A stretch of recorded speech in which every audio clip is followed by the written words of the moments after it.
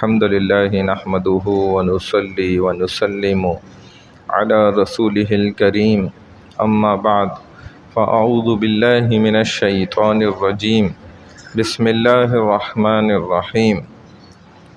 روحانی بیماریوں میں سے ایک طمع، لالچ یہ بھی ہے، جس میں مال کا ذکر چل رہا ہے۔ تو مال کا انسان کے پاس موجود ہونا چند فوائد کا بھی ذریعہ ہے اور بہت سے نقصانات کا بھی ذریعہ ہے۔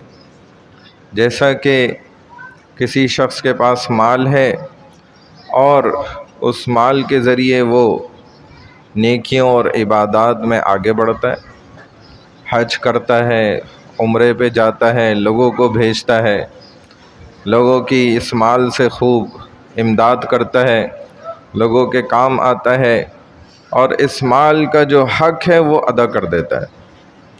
تو مال کا موجود ہونا بھی بڑی نیکیاں کمانے کا ذریعہ بھی ہے، اور مال ہو اور اللہ کی خوشی کی خاطر اس کو خرچ کرتا رہے نفاق صحیح جگہ پر، کیونکہ بعض پرس میں یہ بھی پوچھا جائے گا کہ مال کہاں سے کمایا تھا اور کہاں پر خرچ کیا تھا، یہ دونوں سوال الگ ہیں۔ اسی طرح مال کا ہونا کسی کے پاس یہ بہت سے نقصانات کا ذریعہ بھی ہے۔ ایک انسان کے پاس مال ہے تو اب گناہ کرنا آسان ہے، اور کہیں گیا مال خرچ کیا اور منہ کالا کر کے آ گیا، تو مال کے ہونے کی وجہ سے پھر انسان کے اندر گناہ کے بہت زیادہ چانسز بڑھ جاتے ہیں۔ اور اسی طرح مال ہے تو اب اس مال کے ساتھ ساتھ اس کے اندر ٹینشن بھی آ جاتی ہے، پریشانی بھی پیدا ہو جاتی ہے کہ مال زیادہ ہے، کہیں ضائع نہ ہو جائے، کہیں لٹ نہ جاؤں، کہیں چھین نہ جائے، کہیں نقصان نہ ہو جائے، ہر اعتبار سے پریشان، ٹینشن زدہ ہو جاتا ہے۔ پھر مال ہو تو دنیا کی فکریں کھا جاتی ہیں۔ اب مال ہے تو نماز میں کھڑا ہوا ہے، 4 رکعت پڑھ لے اور چاروں دکانوں، چاروں فیکٹریوں کا حساب لگا رہا ہے۔ اس کے حساب سے تو ایک دفعہ ایک حساب لگانے والے کاروباری شخص نے امام صاحب کی غلطی پکڑ لی تھی۔ نماز پوری ہو گئی اور شک ہوا کہ بھائی پتہ نہیں، لگتا ہے 1 رکعت کم ہوئی ہے، لیکن لوگ نہیں بتا پائے۔ ایک شخص نے بولا بھائی میں کنفرم کہہ رہا ہوں 3 رکعت ہوئی ہیں، کیونکہ میرا 3 دکانوں کا حساب نکل گیا، چوتھی کا چونکہ رہ گیا ہے۔ اس کا یہ اس بات کی دلیل ہے، دیکھیں دلیل کے ساتھ بات کی اس نے ماشاءاللہ، یہ اس بات کی دلیل ہے کہ چوتھی دکان کا حساب رہ گیا، لہذا چوتھی رکعت آپ کو پڑھانی پڑے گی، پھر اس کا بھی حساب ہو جائے گا۔ تو امام کی بھی ماشاءاللہ دیکھیں اس بندے نے، اور یہی ہوتا ہے کہ دن بھر یہ دکان کے اندر، دن بھر یہ انسان دکان کے اندر، اور رات میں دکان اس کے اندر، یہی ہے۔ دن بھر یہ فیکٹری میں اور رات بھر فیکٹری اس کے اندر ہے۔ دن بھر تو یہ مال جمع کر رہے اور رات بھر اسی مال کی فکر کر رہے، اس قدر دیکھیں۔ تو یہ اللہ نے اتنے اعلیٰ صفات کا یہ انسان جو ایک ڈھانچہ ہے، مجموعہ ہے، یہ کتنا زبردست بنایا ہے، اور اس کے سامنے تو اس مال کی کوئی حیثیت ہی نہیں ہے۔ یہ تو انمول ہے انسان، ساری دنیا کا مال کسی کو دے دیا جائے تو وہ ایسا انسان نہیں بنا کے دے سکتا۔ اس انسان کو چھوڑیں، اس کا ایک عضو نہیں تیار کر سکتا، لیکن یہ اتنے قیمتی اعضاء کس کے لیے استعمال ہو رہے ہیں؟ اس مال کے لیے کہ جس کی کوئی حیثیت نہ اللہ کی نظر میں، نہ اس کے رسول پاک صلی اللہ تعالی علیہ وسلم کی نظر میں۔ اس کی تو آپ نے مثال کچرے کی مانند دی کہ جیسے کچرا ہے اور اس میں ایک مردار پڑا ہوا جانور ہے، تو صحابہ کو اٹھا کے نبی علیہ السلام نے فرمایا بتاؤ یہ کون خریدتا ہے مجھ سے؟ صحابہ نے عرض کیا یا رسول اللہ یہ تو ایک تو مردار ہے اس کی کیا حیثیت ہے، قیمت ہے، اوپر سے یہ کچرے میں پڑا ہوا ہے، سڑا ہوا۔ فرمایا بالکل یہی مال کی دنیا کی مثال ہے، جیسی اس چیز کی مثال ہے۔ اور آپ نے تشبیہ دی، ایک حدیث جو سنائی، میں اس کی تفصیل انشاءاللہ کوشش کروں گا آئندہ بیان کر دوں، جو یہ فرمائے نا نبی علیہ الصلوۃ والسلام نے کہ مال کی مثال کتے کی جیسی ہے۔